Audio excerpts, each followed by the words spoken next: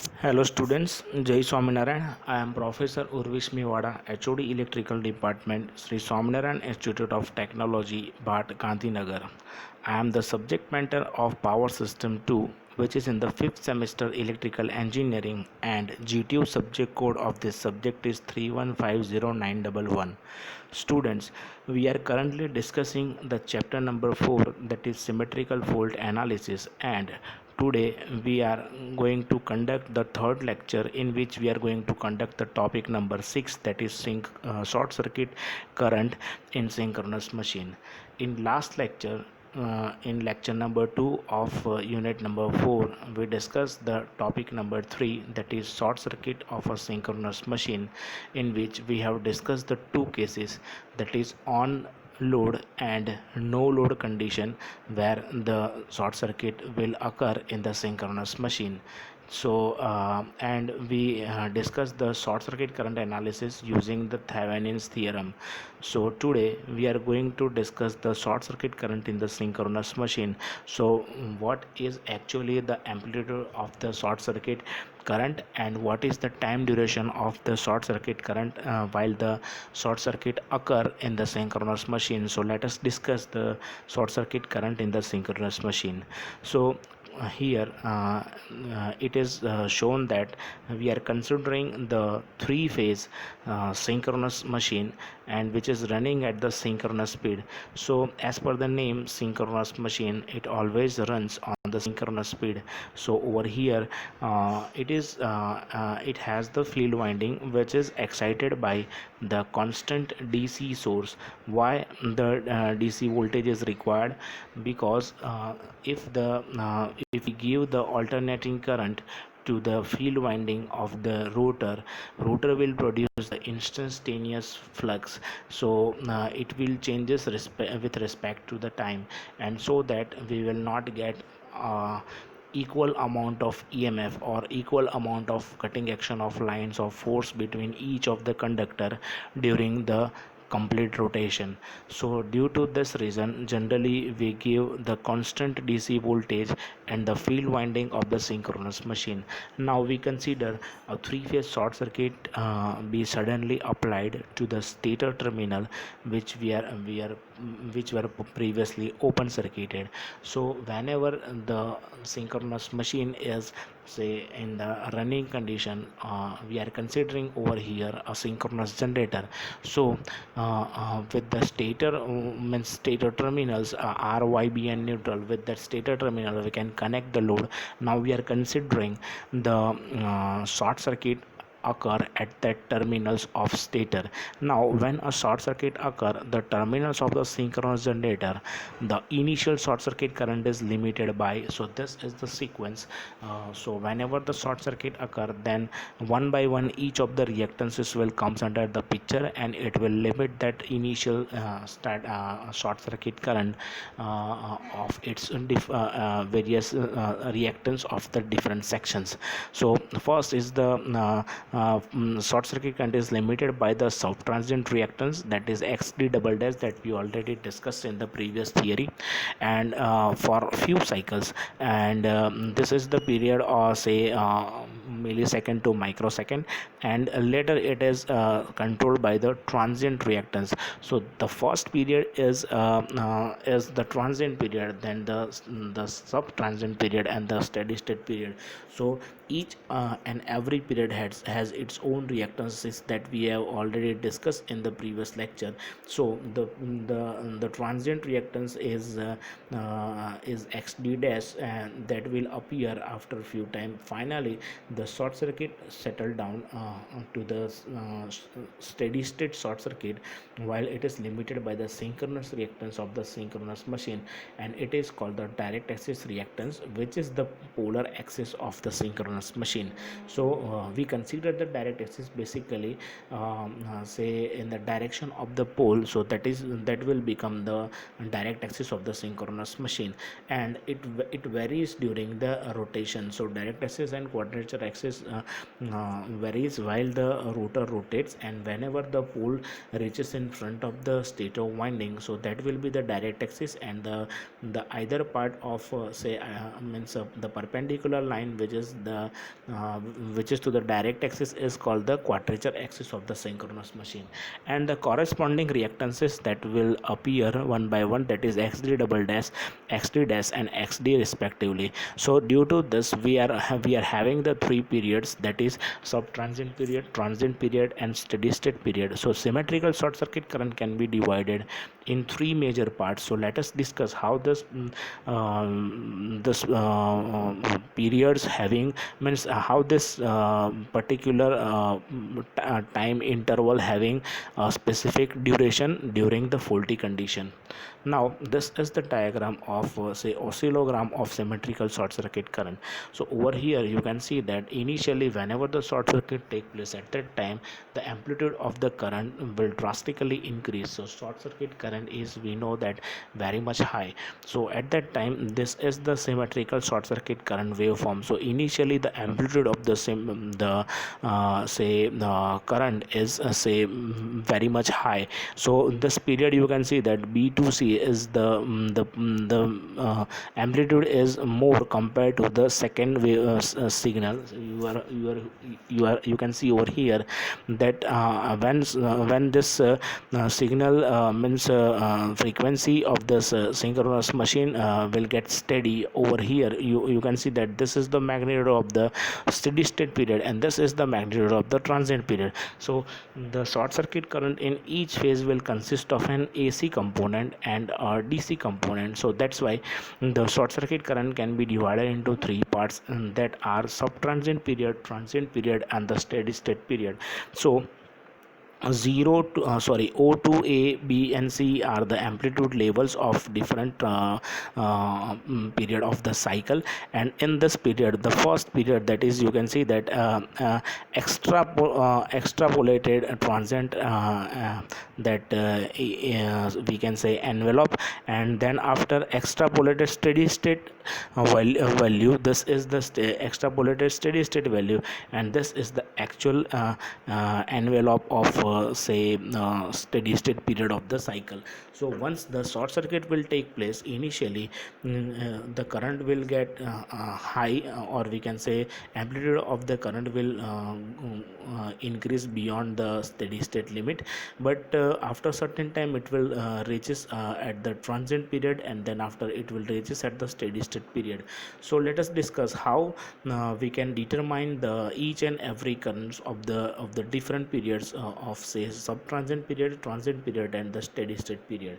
So first of all, the subtransient period is having, say, we can write the I double dash for the subtransient period, because for subtransient period we have the reactance is XT double dash. So the current is we consider is I double dash. So current during subtransient period, which is large in magnitude, as the machine offers the subtransient reactance. So that's why the current I means mode I double dash is equal to OC by root 2. So OC is the time. Over here we are considering the subtransient, so we have considered an amplitude till O2C. So that's why it is OC by root 2, and OC is we can write the I is equal to, generally I is V by R. So for that the generated EMF is EG, and the reactance offer at the time of subtransient period, that is XT double dash. So that's why mode I double dash is equal to EG by XT double dash, and where mode EG is the per phase no load voltage in RMS, and XT double dash is say direct axis subtransient reactance. So this is the first period in which we can find out the magnitude and the amplitude of the current in the subtransient period with the help of this equation. And let us discuss the second period, that is transient period. So in the transient period, the this is the we can say time at which the machine will offer the direct axis reactance xd dash. So the current during middle transient period where the machine offers the transient reactance xd dash. So at that time we can write the equation I dash mod I dash is equal to OB by root 2. So this is the transient period. Over here you can see that this is the point O and this is the B. Over here at that point the transient period, we can just, this is the point where the transient period started. So we consider this amplitude OB, and OB by root 2 is equal to mod EG is divided by x dash d. So again we can write EG is equal to per phase no load voltage in RMS, and xd dash is the direct axis transient reactance. So this is the period in which we have considered the effect of reactance, and this is the transient period. That's why the reactance offer at this time by the synchronous machine is xd dash. Now let us consider the third period, that is steady state current. So in the steady state current, means we can determine the steady state current in this period using the current offered during the steady state period with synchronous reactance in the existence. So at that time the current I is equal to OA by root 2 is equal to EG by XD. So over here this is equal sign, this is not the minus, this is the typing mistake over here. So mod I is equal to OA by root 2 is equal to mod EG by XD, where mod EG is the per phase no load voltage in RMS, and the XD is the direct axis synchronous reactance, and this is the polar axis of the synchronous machine. Now these are the currents of different time interval having the different say amplitude of the current during the subtransient period, transient period, and the steady state period of the means while the short circuit will occur in the synchronous machine. So the three types of reactance of the synchronous machine are: the first reactance, that is the synchronous reactance xd. So this is the last stage where the system reaches at the steady state. So xd is equal to no load voltage by OA. So from that we can determine the value of xd. Similarly, transient reactance is the xd dash. This is the means this is the middle time of the say faulty condition. So at that time the reactance offered by this state is say transient reactance xd dash.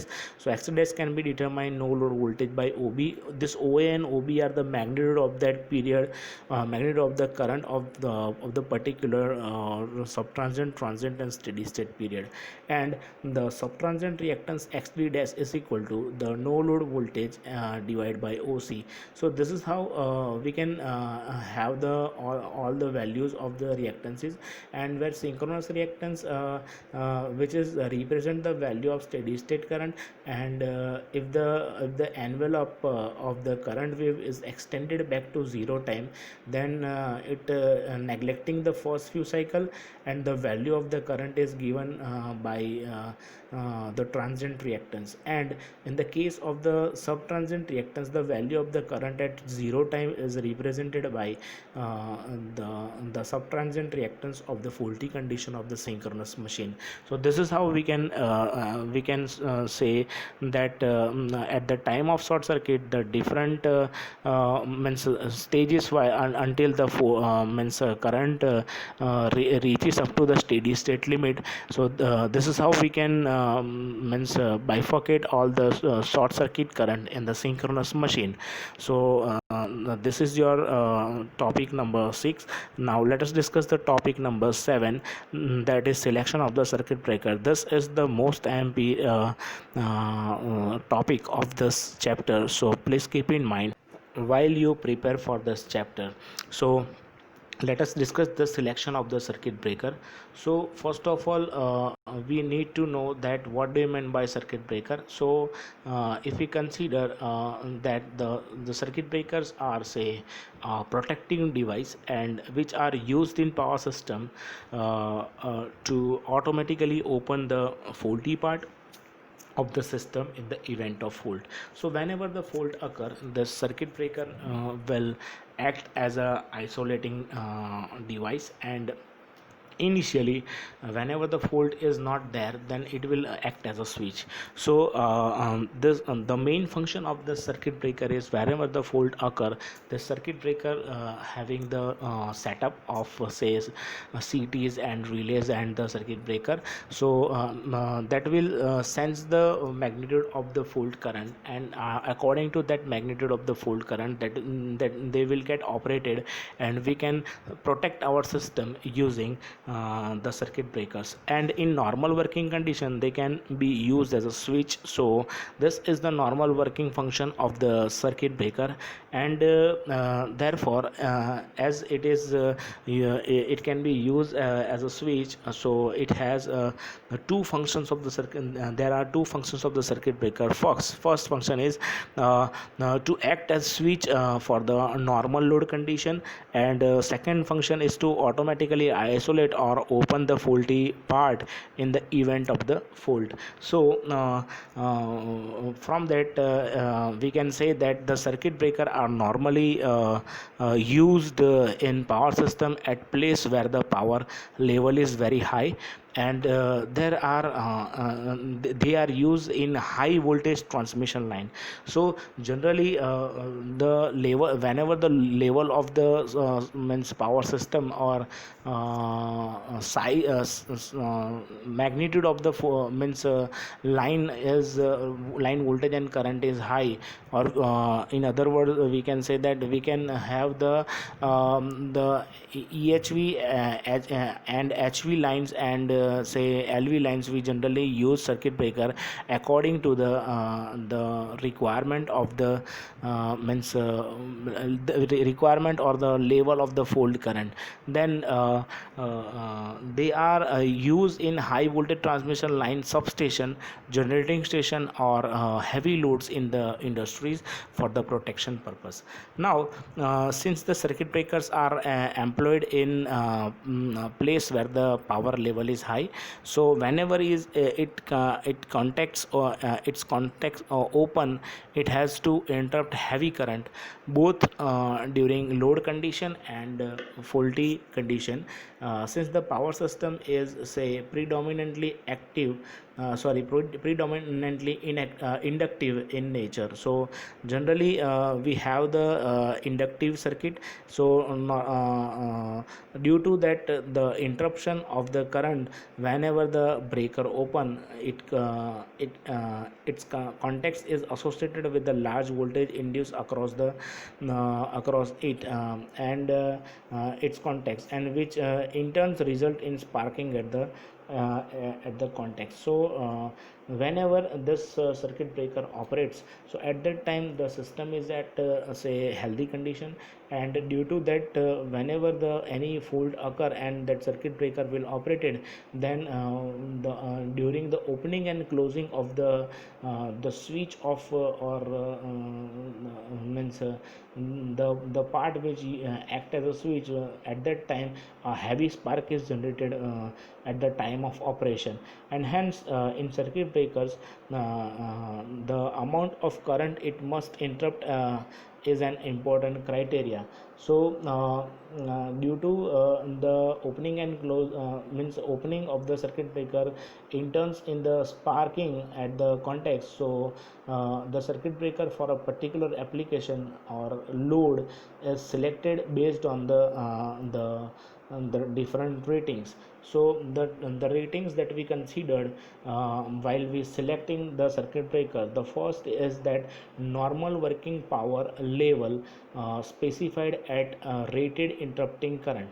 So this is what the criteria which where we use this circuit breaker as a switch. So this is the normal working power level specified as the means rated interrupting current. So the first is to the circuit breaker we operate as the switch, so that's why we have to keep in mind the normal working power level, and it is used as the used as at the rated interrupting current or the rated interrupting kVA. So we should keep in mind each and every factors while we say, each and every factors that discussed in this first criteria while we select the circuit breaker.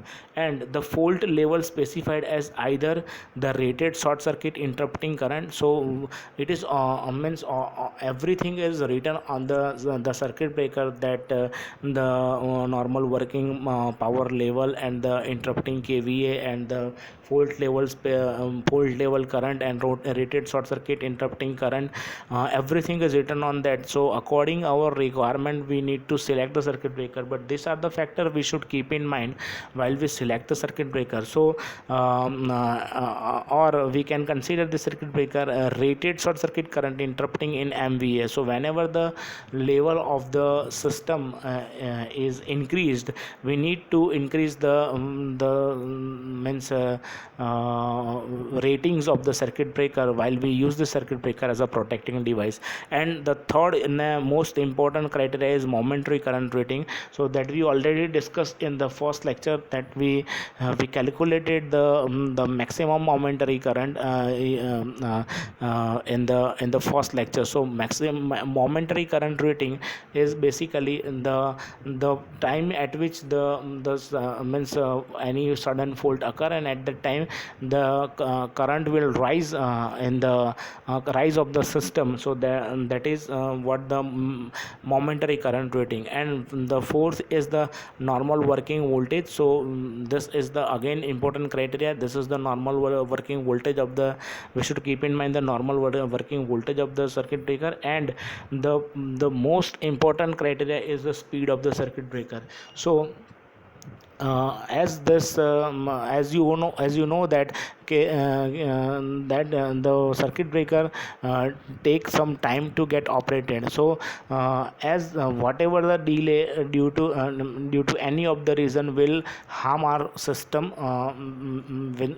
we can say if any of the delay is occur in the operation, then that could harm our system permanently. So we should keep in mind the operation time of the circuit breaker, because if the level of the fault current is high, we immediately need to isolate the system from the say faulty, we need to isolate the faulty part from the system. So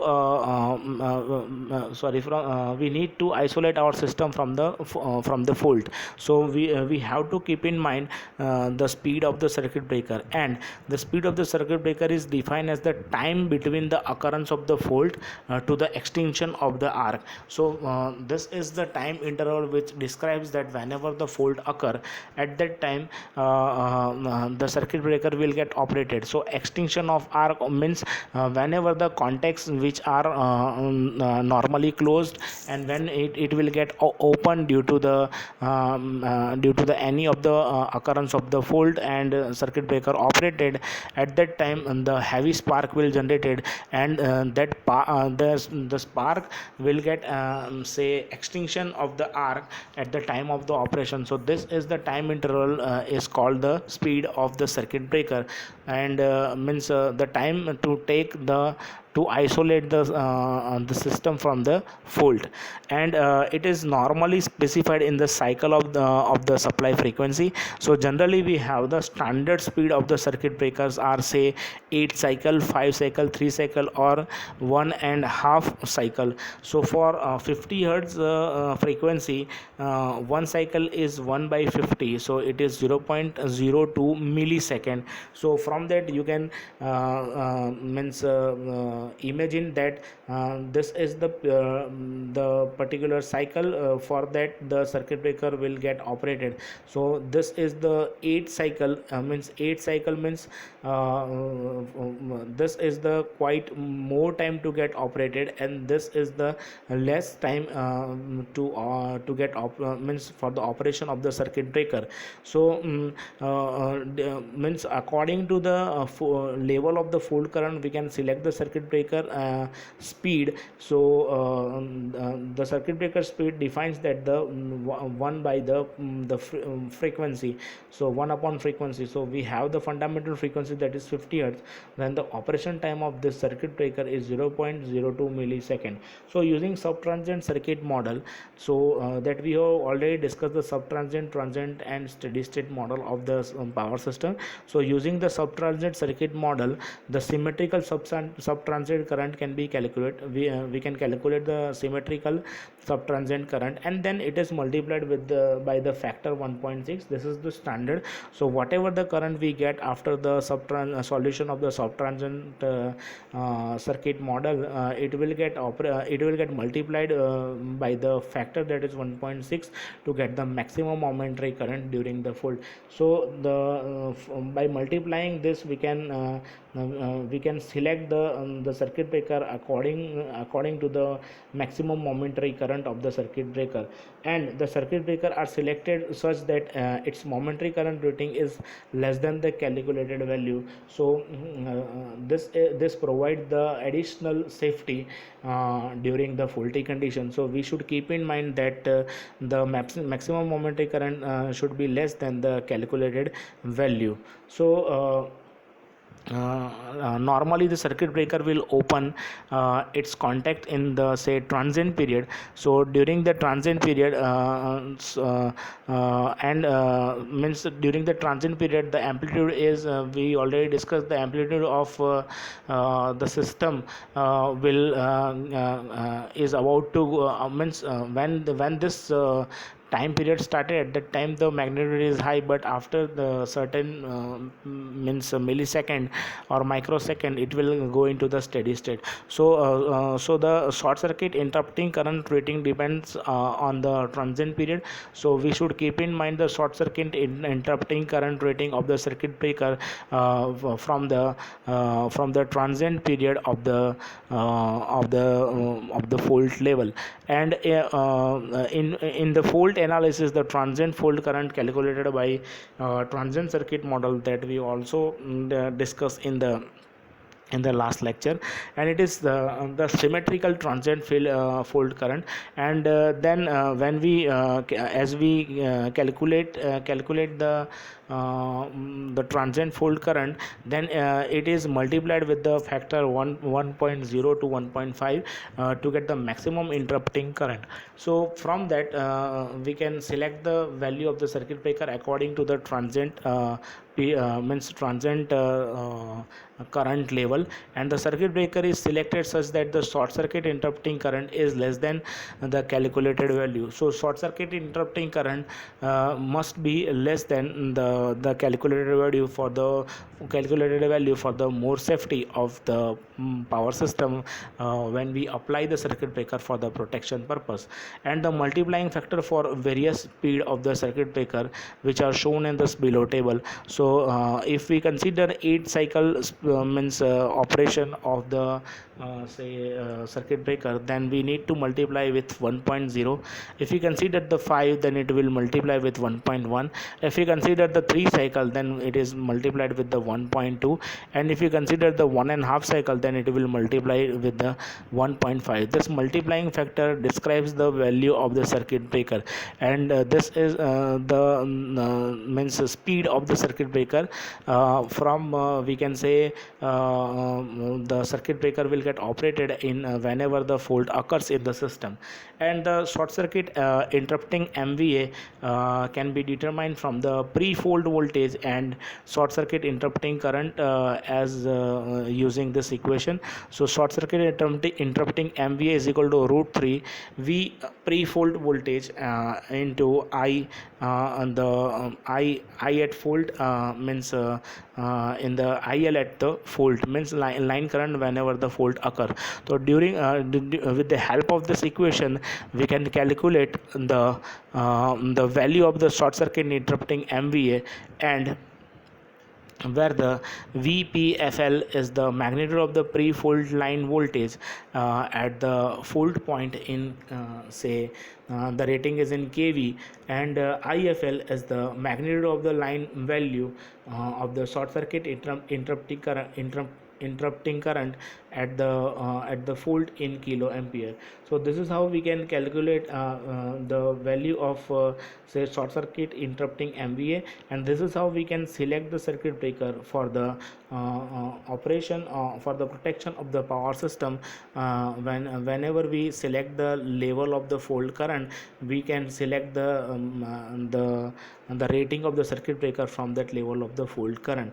With the help of this all the factors that we need to keep in mind while we select the circuit breaker, and using this formula we can calculate the short circuit MVA of the fault current, and we can select the circuit breaker. So after this topic, you have the worksheet question is that what is transient, subtransient and the steady state in power system. And the assignment question, that is explain the selection of the circuit breaker in detail, in which you have to consider each and every factor, and in which you have to consider the all the calculative formulas of the selection of the circuit breaker. The related instructions of the worksheet question and the assignment questions which are written below, please read it carefully. You can take the snap of this slide, and we can solve your queries and doubt in our doubt solving session. If you have any further queries and doubt, feel free to call me anytime.